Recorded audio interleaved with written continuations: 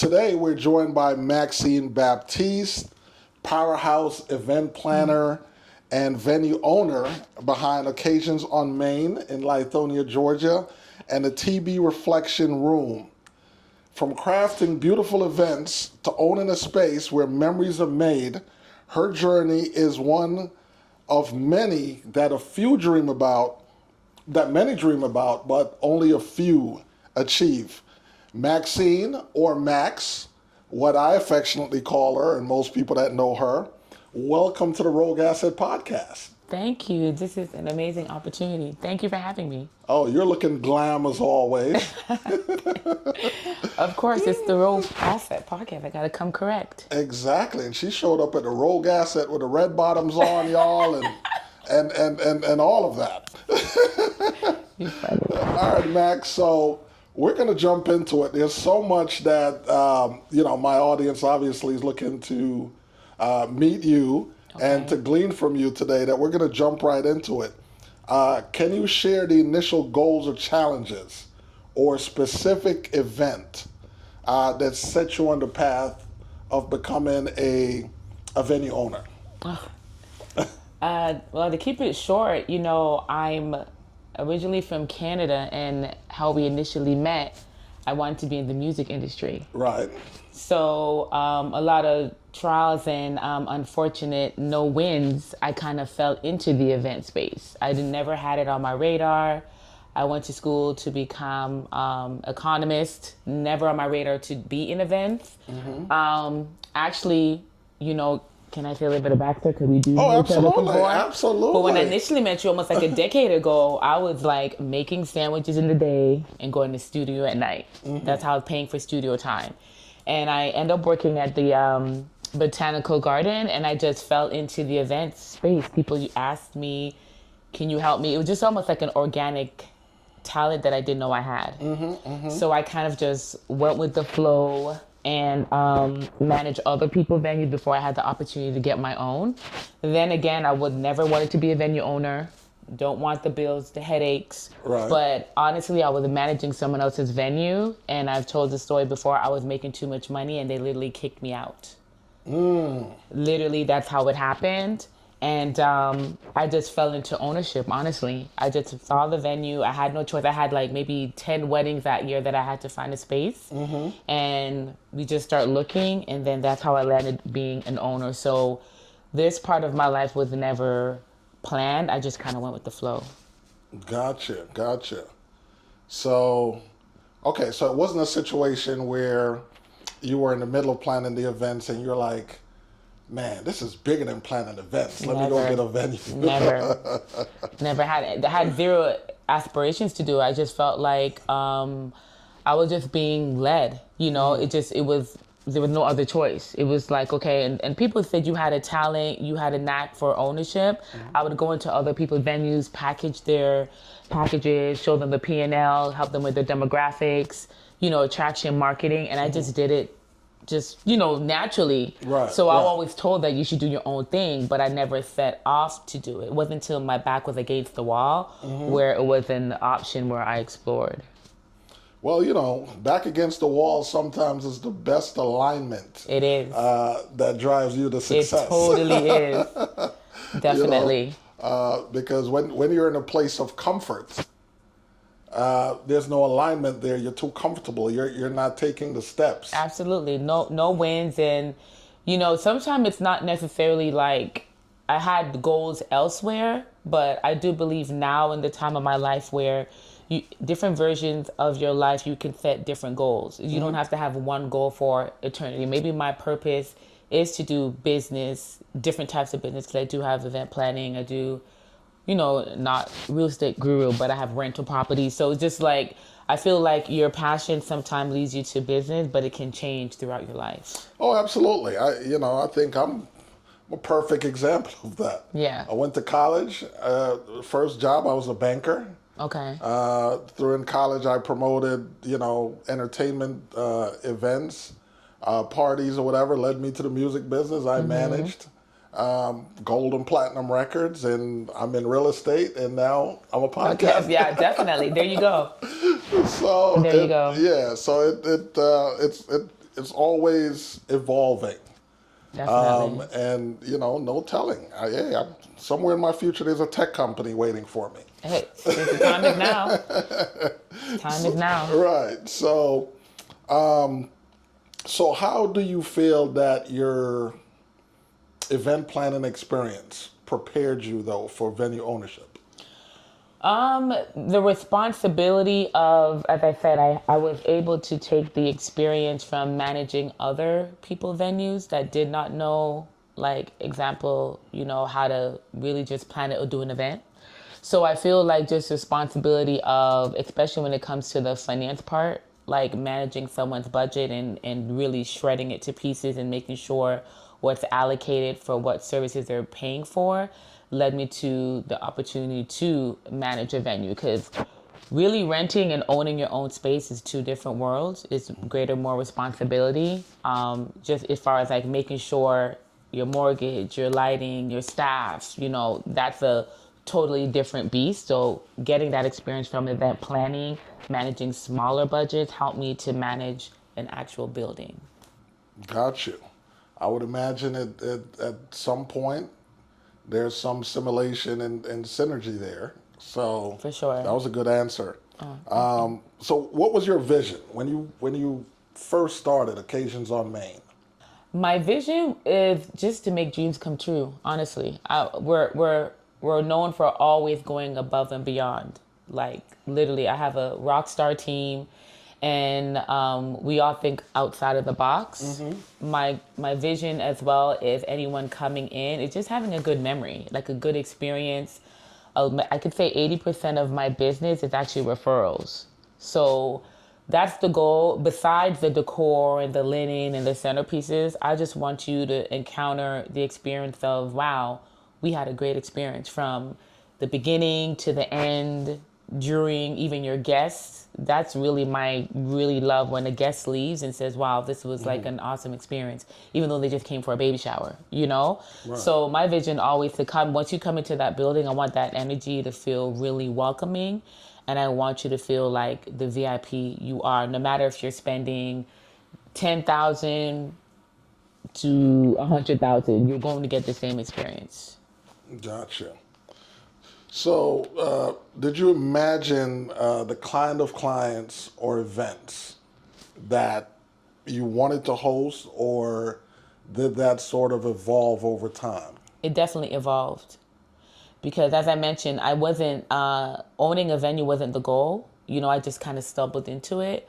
So I was bringing the event planning vision, goal as far as those kind of folks, in the sense of smaller events or just something that's like on a smaller scale. So now when I'm going into a venue where it's full production, like a wedding, it was something that kind of evolved, because where I started 8 years ago on the clientele, I didn't know who my clientele was 8 years ago, but now I'm very specific on my demographics and who we service. So that's something that evolved over time. And that's something that I learned trying to separating myself and knowing I don't want to deal with this clientele, or I don't want to deal with this kind of event, and just kind of channeling where my energy goes. So no, that's something that evolved over time. Okay. And I saw you had Michael Collier in the building. Yes. Amazing show. Yeah, he's an amazing comedian. In my opinion, probably one of the most underrated. For sure. I was booking Michael in the 90s. Wow. In D.C., yeah. Still going. Still going. Wow. Michael, he's been around a very long time. I think I booked him at the Lincoln Theater in D.C. back then. Wow. Mm-hmm. Very energetic, a great experience. Yeah, definitely. So, why Lithonia? How did you know Lithonia was the location for you? Again, I didn't know Lithonia. It's so funny when people ask me about just who we are, what we do. Honestly, I had a very praying mother, And it was just like when I would call her and say, this is not happening or this is not working out, and just being focused. Sorry. I understand. I was like bringing her up. I lost her to cancer 2 years ago. So just having a praying mother just really helped me in business, because it wasn't planned. And how we found Lithonia is a crazy story, because my husband and I were just looking for buildings to rent, and we couldn't find anything to rent. And we were on Zillow, and just kind of looking, and then we found the building. That building was empty for over 12 years, it's a historic building. And when I called my mother, I said, hey, we're going to purchase this building and so forth. And she was just like, where is it? And I'm like, I'm not too familiar with the area, but I see a vision. I see we can do something. And I have about 8 clients I need to find a building for. Right. 8 to 10 clients. So we didn't set off for it. We were just looking online, and just it was available. And I had some investors that believed in me initially and would just go for it. And it was a 6-month long process, but that's how we ended up in that city. Look at God. Yes. Look at God. Look at God Yes. And alignment. For sure. So, what have been some of the major struggles that you have faced along the way? On the way, for And sure. I am sure losing your mom was one of those. Totally. Because I can relate. Really. I think in business, it's really hard to just find the right talent to represent what we stand for. Finding the right team is always a consistent, evolving thing, and now I see, being an owner 8 years and doing events over 10 years, everything is seasonal. Sometimes I have someone that I think they're going to be with me forever. And in business, you have folks that stab you in the back. I've had managers that stole from the business. I've had people that try to sabotage the business. And it's just kind of hurtful, because I'm always coming from a genuine place, and I do business with integrity. That's the first thing. I don't do it for popularity, integrity. So the challenges is always with people, unfortunately. But now I understand it's seasonal. So now I come in a space of, this person is great. It is for a season, but I'm always on the lookout for that another talent. So dealing with people, personalities, people not knowing that, this is not a night over day kind of thing. Like I started from literally the bottom, like coming here with a dream, battling that depression of not having that dream, still going forward, having a family. It started from little bottom. So when people come and take advantage of any business owner, anything, it just kind of sucks, because you really don't know what that business owner had to do to be where they are. So now we're in a good space, but I call it a good season. So I'm more prepared. So I'm in a good space. My team is rock star. They've been with me for like 2 years. God forbid anything happen, it won't be heartbroken, like, oh my gosh, how could they leave me? Now I'm just like, that season is over, continue moving on. That's a good way of looking at it. I look at it, business, in a similar way. For sure. It's all, you have good seasons and you have bad seasons. Absolutely. Okay. The Lakers don't have a great season every season. For sure. I like that. Because of the number one common denominator in any business is people. Totally. And once that personnel, you're going through those changes, you have to kind of cultivate a winning team. For sure. And, you cultivate it, you have a run, and sometimes you lose personnel and that run stops or slows down. So, and, I always tell people, in business, be prepared to lose. Yeah, I think a lot of times we glamorize winning too much. Like everyone is winning. No, stop it. Everyone is not winning. For sure. Okay? Even the ones that are winning have lost. Yeah, totally. Especially in this social media world we live in. Yeah. Let's stop it. Okay? For sure. There's bad days, there are terrible days, there's good days, and there's great days. Absolutely. Yep. So in that, we were talking about struggles and challenges. and you kind of found the right building, you know, just I'll call it alignment Right. and God's will. But were there any other challenges in terms of financing, permits, that sort of thing? Financing, as I said, I had investors that believed in me, which was really rare at that time, literally. This is 2017. So that was an interesting thing because the funny thing, we just said we're going to purchase a building, no plan, and then when it was time to literally start getting the funding, I was referred to two people. And one person, I promise you, I had a conversation with him on the phone. Literally, he asked me where I was from, why I wanted to do it. I was very transparent. I was managing other folks' business. It was literally a 4-minute conversation, and he gave me a lot of cash to start, like literally, and I had a friend that did the same thing. And I feel that was because people knew my genuineness, and my character, because I've heard so many other folks who struggle in funding. And even when we started, I did try to do the bank route and they declined me. And one of the bankers said, this is after we obtained the building, even like trying to refinance out, because you do got to refinance your business. And, one of the bankers told me that they wouldn't make enough money for me because of the cash flow or some crazy story. So, I've had issues, not say issues, growth areas in the beginning. But as I said, I feel like if those two individuals never believed in what I was going to do, and I feel the way I carried myself too, because even before when I was doing event planning only, I've always put like, a good message, good energy, and they knew my heart that it wasn't something I wanted to do. But they honestly believed in me more than I probably believed in myself, to be honest. And the gentleman who really, he is an investor still today. I always ask him, like, why did you give me the money, like, after I paid him back? He said, just from your conversation, and I felt that you were genuine. And I've been doing this for a long time. Yeah, instinct. And I was the last event space that he invested in, too. He doesn't invest in event spaces anymore. Oh, wow. So when I tell you things just kind of happened, it was meant to be, which I didn't know. Definitely was meant to be. Yes. Alignment. Yes, it's a big deal. Okay, so how do you stay motivated when roadblocks present themselves? You know what, Darren? Sometimes it's like, I'm going to keep it 100% transparent.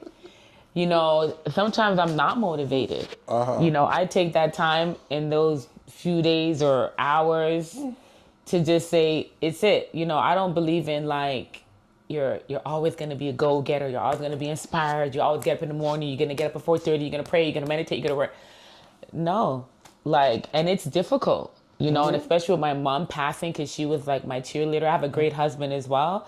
But it's difficult to stay motivated, especially when you feel like you've achieved to like a certain plateau. You make your goal list and then you've checked it off, and then you make another set of goal lists, and it's just like, okay, how did I do this set of lists? And it's hard, but what I do say, I really believe in, that alone time, that meditation. I do believe in prayer. I do believe in fasting, and I do believe in having a small circle. I read a lot. So if I say, when those days and season and weeks come, I bury myself into a book, and I bury myself into my old journals, because for me in this season, even now, motivation is hard because I'm making bigger goals, and it's not coming as easy as it used to. Yeah. And I feel just the fact that, the things now, it's so funny when this last few years, things just kind of happen. I went with the flow, and now I'm more intentional, and I'm just like, what's up? Why is this intention not going with the flow how it used to? Right. So I believe that what I'm embarking on, new goals, are just like bigger things. And sometimes you got to I'm tricking myself to say, Maxine, just because you think it's not happening, it is happening. It's just you're being prepared in a different way. Right. So motivation is something that I do intentionally tack every day, but it is difficult. It is difficult to stay motivated. Definitely. And, you kept it real. Because a lot of people, that's another thing. Everybody's like, oh, you gotta do this and you gotta do For that. sure. And I'm like, I call BS. I'm kind of like I'm that old believer of that Mike Tyson saying, everyone has a plan until you get punched in the mouth. So in my planning, I always factor taking the punch, right? Yeah, for sure. Because that's just my experience. In fighting, everybody loves to think they can fight. But when Until you get hit, you get in that ring. Fighting is both ways. Yeah, you can throw some punches, For but sure. the other person's going to punch back. Definitely. And in my younger days, I used to say the same thing about shootouts. You can shoot, but when they start shooting back, I hope you know what to do. right, you better be prepared. Totally. But that's good. Owning a venue, I know comes with, a lot of unexpected surprises. For sure. What were some of the hardest lessons that you've learned so far as a venue owner? The hardest lessons is just because you made 7 figures doesn't mean you're gonna save 7 figures. So money management, that has been the biggest lesson. And I'm a very frugal and responsible person, but there's seasons where the cash it slows. So really just not say putting up for a rainy day, but being responsible. So for example, I remember a couple years ago, we had like events back to back, and the AC unit went out, like literally in between an event. And because of relationship, it was like we were able to get someone at the same time kind of deal, blah, blah, blah. But when I tell you we barely had the funds to take care of it, we barely had the funds to take care of it. And that was like in 2019. And since then, I'm always an advocate person of like, okay, this goes here, this goes here. So I think the responsibility of just the building keep up, really, because things happen. We're in a good position now, but really just a financial part, and knowing that just because you have 20 events lined up this week doesn't mean next week you're going to have 20 events lined up as well. Right. So just the financial part as well. And also, not every business is good business. Not every client is yours. Yes. Just because someone can pay what you want does not mean that that's your client for you. So, and I've been sued before, sued of things where not out of my control, but just sued before, and you still have to be prepared to handle that if it doesn't go your way. And that's a part of business too that I never knew that when I was growing up and before. I was like, oh, you're taking me to court because you canceled your wedding? Well, why the heck I'm going to court? You canceled it, Right. So things in that mentality, just making sure that you're always financially stable and always have a good team, that when things do happen, you don't freak out, anxiety, and cause more to happen. But that financial piece and ownership is definitely a game changer. But I would say I'm glad I own my building and not lease and rent it, because at least it's my baby. I've seen so many people lose their property because this person want to go up on the lease, or this person wants to go up and rent. This properties that we have will be in my bloodline, and I tell my children not to sell it, just give other event planners opportunities, So that financial part in ownership, upkeep is really a big deal. And know that, okay, making sure that you're preparing for down and high seasons in any business, really. In any business. Yeah. And I'm going to bounce back on two things. Okay. That you pointed out. One, being sued. I always tell entrepreneurs and business owners, get over it.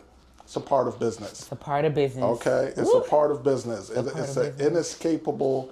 If you're doing business in America, I could sue Max right now for making me, if I start hiccuping, I could take her to court. It's so true. That is America. So you have to prepare yourself to be sued, and do some for the people that frivolously sue you. Be prepared to countersue. Yeah. Make sure they're paying your legal costs. For sure. So that's one. The other part that you spoke about, ownership, so very important. But oftentimes it scares people because people don't want to assume the liability, like when the AC runs out. But it's so much bigger than that, because that is something that's going to happen that you can plan for. Equipment failure. But for example, you're renting your space, and all of a sudden, the person that's renting the space is a business person. Mm-hmm. They decide they want to sell that space. Exactly. So now you're scrambling as a business owner, trying to figure out where you're going to put your events. So that's just me championing ownership. For sure. For sure. Now, Max, was there any time that you ever thought about giving up?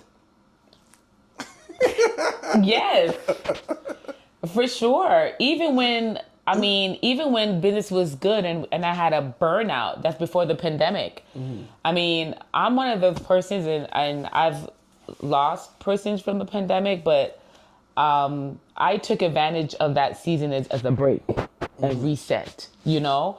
So there's so many times that even when things are going good, I want to give up. Even when I'm not feeling inspired, like, I want to give up. Now I'm pivoting more, and that's how the comedy show deal came about, because now I'm pivoting. Okay, we're not just doing weddings and events. We're going to do more socials. We're going to do comedy shows. We're going to do, speed dating. We're going to be an actual entity, just a venue space. So I'm actually in the process of not say rebranding, because we've always been a venue space, but welcoming other types of events there as well. Mm-hmm. Because you asked the question about motivation, but sometimes I'm not even inspired, because, you've seen the centerpiece, and I feel like it's sometimes you gotta grow, so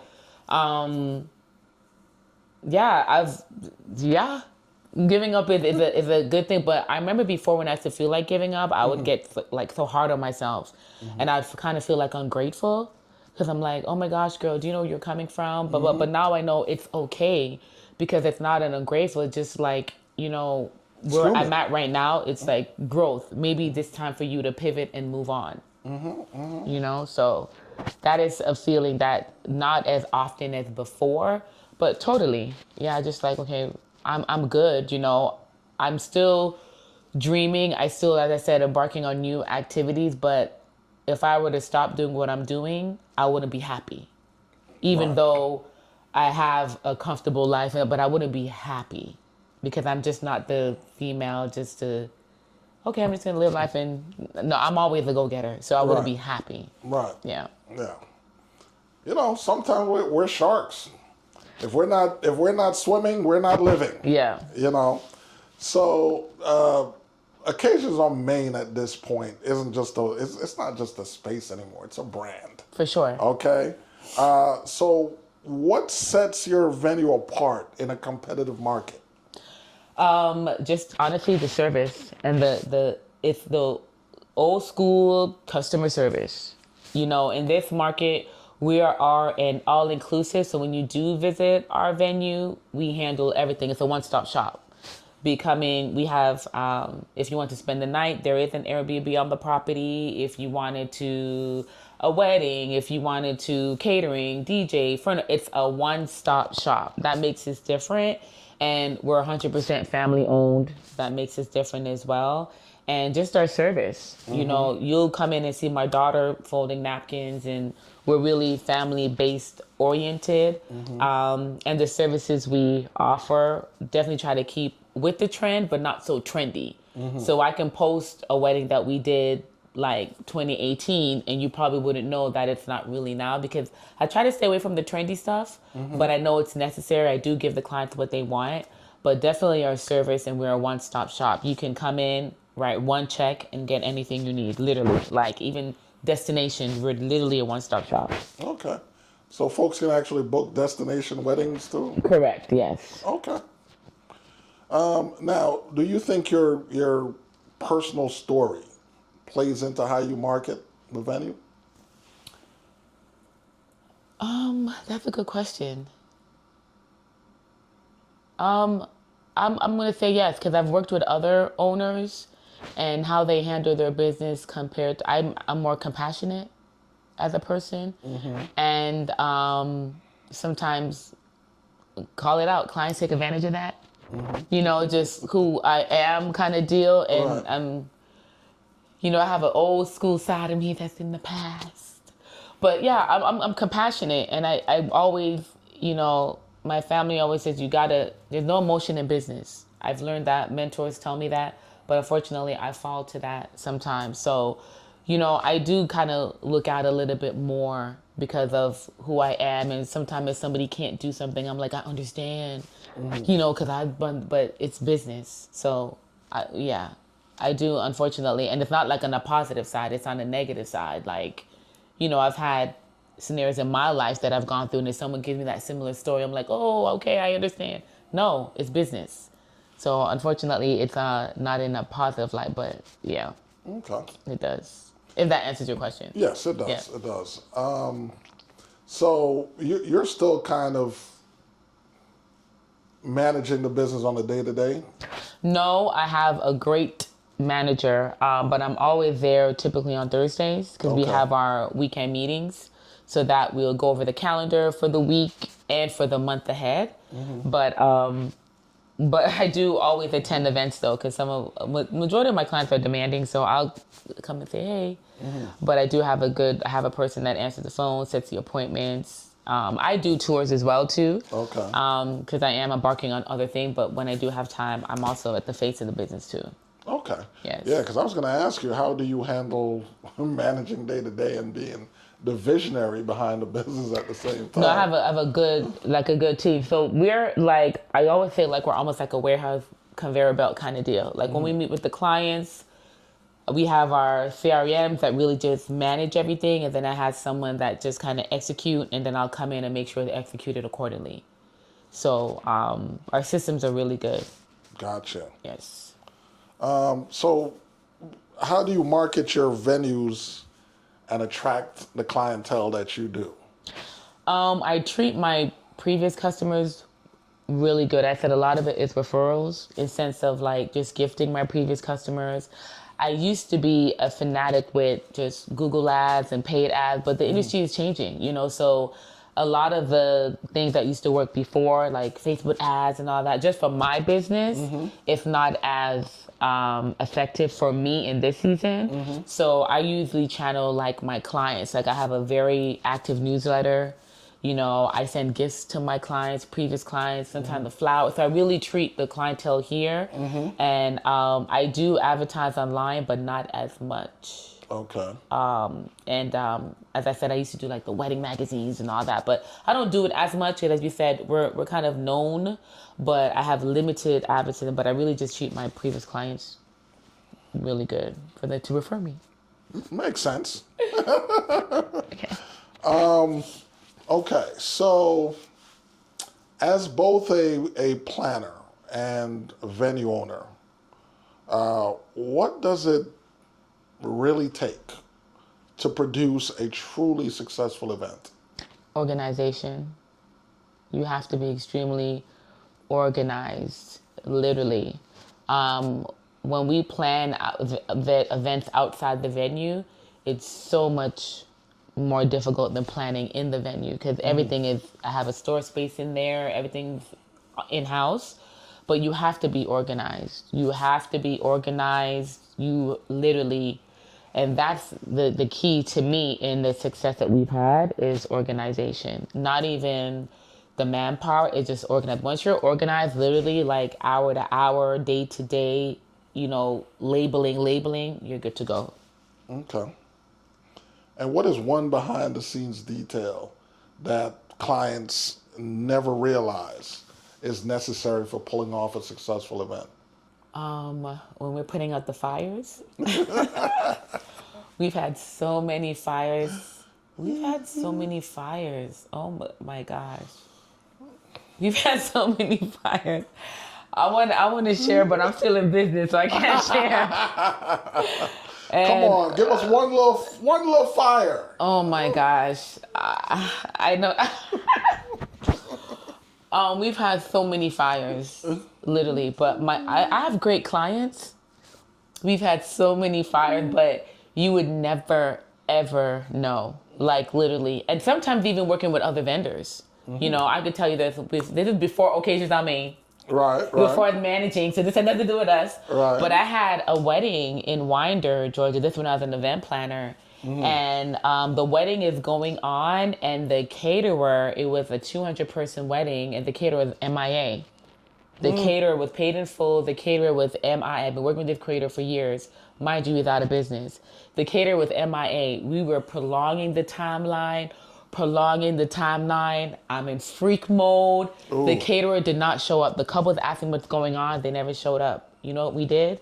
We called every area restaurant in Winder, Georgia, and we made it happen. Obviously, when the food came in front of the couple, they were just like, okay, well, you know. Right. But the caterer didn't show up until after dinner. I don't even know what happened, but as I said, when I told you that we were pulling out my credit card, thank you, Amex, and we literally called different restaurants, and we made it happen with 200 people, literally within 45 minutes. The client didn't know what was going on until they received their dinner in front of them. Right. After the fact, they gave me like a 5-star review because I never alluded what the chaos was happening. But we had a caterer that was MIA, but we made it happen. I guess that kind of negates one of my questions. I was going to ask you, how do you, it's so much detail, how do you get the decor and catering and all of that to work seamlessly? But I guess it doesn't always work. It doesn't always seamlessly. But I can tell you now at occasions on Maine, because I am an event planner and I do the majority of the planning, all of that is in-house. And then the folks that I've had, like my DJ been with me for over like 8 years. So that's when I have vendors who inquire all the time in DMs and stuff like that. I'm just so leery because, you know, a lot of folks present their business this way. And I've tried working with other people and it's not top tier. Like we want top shelf, top tier kind of vendors. And when things happen, you know, the clients don't care. You have to make it happen. They paid Max. They didn't pay Darren or you. You have to make it happen. So we've had some stories, but sometimes the client would never know. When I'm writing my memoir 10 years from now, I'm going to start telling you had some stories, Darren. But that's the goal of an event planner and a goal of a venue owner. As long as you come in and everything was great and you leave, that's the purpose. That's the thing, because people don't want to know that there was a problem. No. They want it to be seamless as possible. Absolutely. And that's what they're paid for. Yeah. So, you know, the problems are definitely yours, and, you know, you do a great job at handling that. I could see how your Thank business you. has grown the way it's grown. Thank you. You know. So what has been one of the most memorable or rewarding events that has taken place at occasions on Maine? There's so many. There are so many. You know, there's a client, her name is Miss Lumpkin, I have to shout her. I think we opened in 2017, and I think she finds an excuse to book me for an event.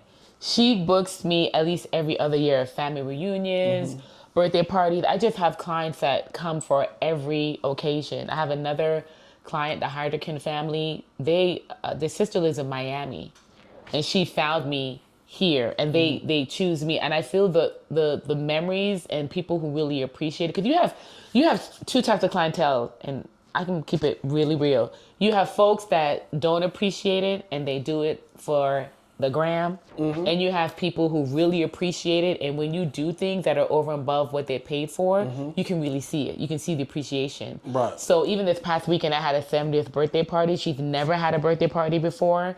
And just her taking the time out in the middle of her event, just thanking me. I'm not doing it for the applaud, but I'm like, you've never had a party. What we did for her, that just makes me feel so good. Because this lady now never had a party on occasion on Maine, will remember that Maxine and her crew did this for me, and they did things that I didn't expect. Right. So I have a lot of memories, but I love the memories of gratitude. I don't like the memories of fake. You know, but gotcha. I love the memories of just people really saying, I really love what you did for us, you know? So that I sometimes use as inspiration to keep going. Right. Yeah. Okay. So basically the events that stand out for Max are the ones of gratitude. Yeah, for sure. I get it. So give me some examples of feedback that you have heard that, like, when you hear them, you just know that you had created something special. You know, I'm not there all the time. So this past weekend, I had a nephew that graduated, and I had to go to Chicago for his graduation in May, and I had 3 events that weekend. And when the client calls and says that everything was top notch and I wasn't even in the state, that's it right there. When they go on every platform, Yelp, Google, and give a review and I wasn't even in the building, that's what I live for, because I don't want to be in the building. I'm transitioning to different things now, and that's what I want. That's what I live for. That's magical, because you know what that tells me? No. You have a business. Oh. That means you've gone from, it's not a hustle. Yeah. It's a business. It's definitely not a hustle when anymore. When it runs independently of you, yeah, and you can still get those particular accolades, that's what I look for. Yeah, for sure. So if you can be in another state, another country, and it still goes flawless, and you're getting that type of feedback, then Yes. you know you have something really real. Yeah, I'm still worried though. I'm still. You should always be worried. When the phone don't ring, I'm like, what's going on? They haven't called me. What's going on? And I'm just calling and they're like, we're busy. I'm like, something's wrong. You should always be worried. Yeah, nothing, for sure. Nothing wrong with that. For sure. Okay, so what advice would you give someone who's thinking about doing what you do, owning their own event venue? Definitely get you a mentor. And I say that strongly because I did not have a mentor. I had folks that just gave me opportunity because who I was, And in that sense, because I've had people always ask, can you mentor? You got to expect to give something, give some information, but expect to either pay for the mentorship or shadow the mentorship or intern the mentorship. I feel like if you don't pay for something, you don't appreciate it. You don't value it. You don't value it, you know?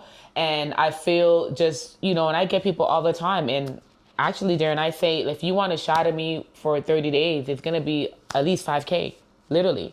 It's not because of what it is that you're doing, is who I am and what I can give. And I'm going to keep it 100% real, not okay, well, you got to order from here. You got to order from here. No, it's really the real experiences. Right. So, and I personally feel like if you can own your building, own a space, work out something where you're owning property versus leasing it. Because I've seen so many people in my business that don't have a space anymore and it's the right of the venue owner to say, you know what, I'm selling. So you either can get out or do this or do that. And that's part of the mentorship that I do offer and this is a free tip, free. Don't say Maxine hasn't said anything to you. Right. When you do, if you have to rent a lease, because someone, you may not have the ability to purchase, at least put in a clause that owner cannot sell that property without giving you X amount of days to purchase the property. Just don't sign a blind lease. So I have an event space. No, you got to put that clause in there. Hey, even if you can never afford that building, at least it gives you time to transition your business. Not like me, And how did I learn that? I learned it the hard way. When I went to the building and the chain lock was on the door and I had to figure it out. If you're leasing, put in there, you cannot sell this property. You have to give me 6 months, 90 days. If you plan to sell, so that way you either can try to purchase the property or you can slowly transition yourself. We got to be responsible with our business. That's a free tip that people pay me for, and I'm giving it to Darren Hall. Well, since she's giving you a free tip, I'm going to expound on her free tip. What you want to pursue is, instead of a lease, pursue a lease option. Okay. Is what Max is referring to. There you go. So that's officially what you lease want to option. ask for. Okay, right. There you go. Well, now I'm going to say, girl, put a lease option in there. Now, if you're a little bit in a better financial place, or you definitely think you will be in a nearer future, then you may not need a lease option. You could go in as a lease purchase. Okay. If that's something that, it's also a way when you approach that conversation to see where your landlord's head is. Exactly. Right? Because that'll kind of tell you, is he thinking of selling anytime in the near future? For sure. Or is he not? So either way, it'll give you a foothold in terms of helping you plan. So now I know it's a lease option. You guys got game. Jeez. Right. But that's the reason you watch the Rogue Asset podcast, For right? Sure. So she pretty much kind of told you, which was going to be my next question, or part of my next question, which is, what's the first step you would take if you were going to be a venue owner? So give me a reality that a person that's pursuing venue ownership might not be ready for, though. The responsibility, literally. I mean, the responsibility of, like I mentioned before, managing your bottom line. You know, we're in September. October, you're like slamming, but then November, December, there's nothing on the books. You have to face the reality that, okay, this is something that will happen. When I started, I did not know that. I just figured I'm going to be busy all the time because I was always busy, you know? Right. And then when it started, there's a season when it wasn't busy. We purchased the building in 2017, maybe like 2018-ish. And it was just like, wait a minute, why are we not having 4 events a day? Like, you know what I mean? So you really have to ensure that you're preparing yourself financially. And if you don't have the finance, at least you have the investment option, or you just have another business. I believe in multiple streams of income. So even if the venue is not happening, you're pursuing that, at least you have this income that can pat you on the back, you know? So you definitely have to have that income piece. And honestly, it's not about the design eye. It's not about, you know, all the visual. That it's business. It's typically it's business, because if someone pays you to have their event and you're out of business the next month, that's you. Right. That's totally you, you know? So you definitely have to ensure that that business aspect is under, and if you don't understand it, you definitely ask questions. And there's so much information. YouTube University, come on, there's so much information out there. The Road Path Guide, there's so much information out there. Yes. Yeah, a lot of places you can get that information. Sure. It's up to you. And kind of like what she said before, if you're serious about doing something, you should be willing to pay for that information. Absolutely. You know, if I'm going to a new venture, that I'm going to put the money into it. Absolutely. You know, because I already have that factored up front as part of the expense of starting that business, is the educational piece. Right. And people need to understand it's also a write-off. You know, when you're investing in yourself. And unfortunately, I see a lot of folks say to me, well, there's so many scammers out there, how do I know you're real? Well, you have to understand you can get the information yourself. And then once you atone and kind of visually see, okay, this person seems like they know what they're talking. This person knows what they're talking. I'm not knocking anybody now.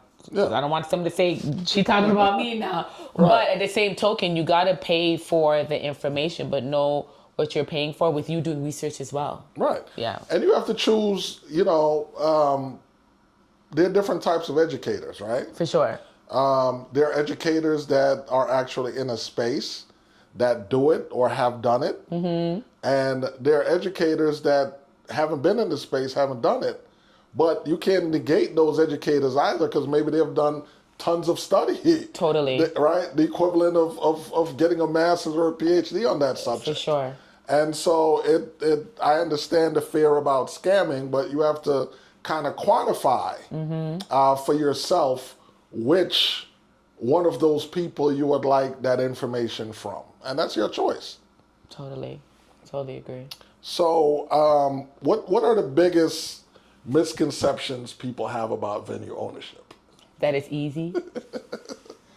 That is easy. I was just having this conversation this morning with someone. Yeah, we make it look easy. We make it look easy because of experience, but it's not easy. Let me rephrase that. It's easy and it's not easy. We've come to a point where I have a team. I've been doing it a while. It's seamless now because of the experiences. But it doesn't mean that it's going to be like seamless all the time, because different things could, you know, happen, you know. Right. Where we are right now, you know, we're in a downtown core historic, so we're different from the greater Lithonia. We're in the city of Lithonia, and there's a lot of business leaving the city, you know? So now you're facing, okay, we're the venue there, but there's not like an eatery there or something else there. So now we still got to make sure, because typically when people would tour us, they can go and have a bite over here, or they can go over to the, you know, bookstore here. So now we got to work with, okay, people are here and we're the only one here. We still got to do that attractive marketing. So you got to figure out different ways to bring people to your business, despite of what's happening across the street. So we make it look easy, and that's why there's so many people doing it, and there's so people not doing it anymore. Right. Yes. So This is my perception. I feel like people underestimate the workload and overestimate the glamour. For sure. Is that correct? That is nail on the head. Yeah, totally. Because, you know, when you make the 60-second reel, right? You're in your outfit, you're doing this, but you're not focusing on behind the scenes when you're doing the loading and something happened or someone doesn't show up to work or now you got to figure it out and you're behind schedule and yeah, it's not easy. But if you're organized, it does become manageable. Right. Yeah. Right. You know, that's like with any business. If you have the proper systems in place, it does look easy to the people on the outside, but they still have to come in and build their own systems. Totally. So it's far from easy. Yeah. What do you wish more people understood about this business, though, of venue ownership? I don't have an answer for that, actually. No? No. Maybe break. I don't. You don't want them to understand anything. What? Okay, let me rephrase it this way. What do you wish that they understood that would maybe make your life easier as a venue owner? Okay. Read. And this is any business. Like read your contracts. Read what you're being offered. You know, and even staff as well, just reading is fundamental because it's so amazing that people will move forward in a binding contract and don't know what they're paying for because they saw a pretty picture. And then when it's time to break down because I'm very detailed. So what you sign and what you pay on your invoice you get every month is simultaneously the same thing. And down to the last wire, you're like, oh, I don't get this. What I saw you posted on Instagram 2 weeks ago. Well, we've been working on this event for 8 months and it hasn't been on your invoice for 8 months. Right. So if more people would just read and not put in a predicament where, well, I didn't know, well, you signed it. And I don't do paper contracts. That's a part of the reason why I do not do paper contracts anymore because the issue was, oh, I lost my contract. Now you e-sign. And you always have it in your email. You always have it. And I could always resend it. So reading to me is something that it would make, that's a part of the venue ownership, event planning that would make it easier because a lot of folks, and sometimes, like I said, some clients are not as nice as some. Some people will take your kindness for weakness and just you wanting to have a good experience and take advantage of it. Mm-hmm. But yeah, if you read what you're signing, that would help. And I didn't know doesn't work anymore, people. Give it up. No, it doesn't. No, it does not. Okay. Okay, so looking back, what advice would you give yourself starting out in both event planning and venue ownership? Maxine, you got to show yourself some grace. Like, I would definitely, you saying to my younger self before who I am today? Yeah. Yeah, definitely grace and definitely tell her, you know, it's okay to fail and pivot. You know, at one point it was just, you know, I come from a family of educators. Everyone is really smart. Everyone just did everything right, went to school, graduated, you know, had kids, got married, Well, this one did it opposite. I was the youngest of 4. I was a teen mom, dropped out of high school, then got into U of T, York University, then, oh, Mom, I want to be a songwriter. Left everything, went to another country, didn't know what I was doing, fell into events, got married, you know, so really just show myself grace and know that everything was already predestined. I was really, and still am today, really hard on myself. But celebrate more, celebrate the small things, you know, celebrate you're healthy, celebrate I woke up. You know, those are things that I definitely wish I told myself during the process and that I tell myself more, like celebrate the small wins, celebrate just being able to do what you do and celebrate that I still want to do it and celebrate that I'm still learning how to keep myself motivated even when it's difficult. Okay. So what would you do differently if you could? You know, the political answer would be like, I wouldn't do anything different because it made me who I am. That's a political response. But the other response was... Sometimes it's true, though. Sometimes it's true? Yeah. I am so happy who I am, but a lot of those trials and tribulations, I would really like to have avoided and planned better. You know, like, you know, even me moving from Canada to here, I would have planned better. I literally just jumped and went and, hey, I'm going to do this. I was did a finance little bit at Bank of America a little bit. I would have planned better. I left that job because I was like, oh, I'm not happy anymore. I'm going to do this.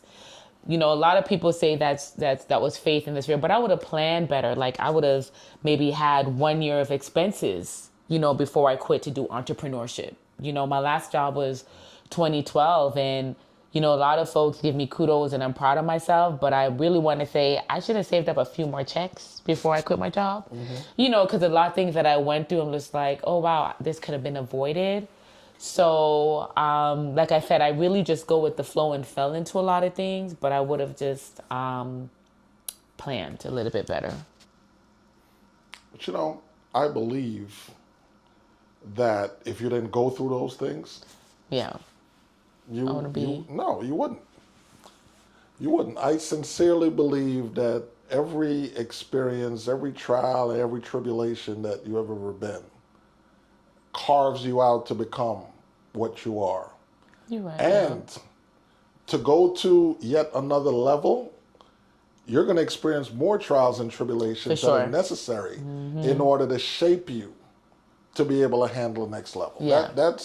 That's how I live, and that's what I believe. Yeah. You know, because when you're forging something of value, right?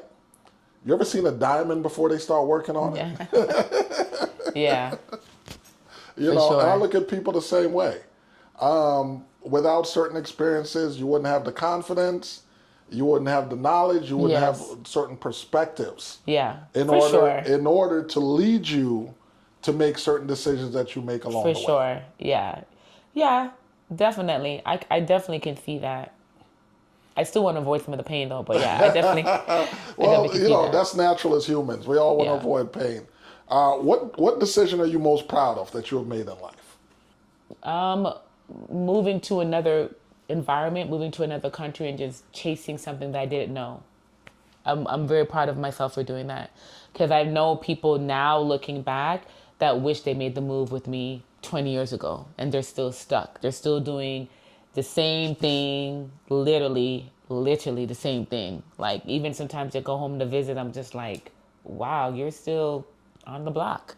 Mm-hmm. So I'm very proud that even though what I came here to do didn't manifest in that way, but it did manifest because I'm still a creative person and I'm exploring that. But I'm so proud of myself that I just literally, I came to visit one summer and then the next time I was living here. So I'm very proud that I did that. You know what's crazy?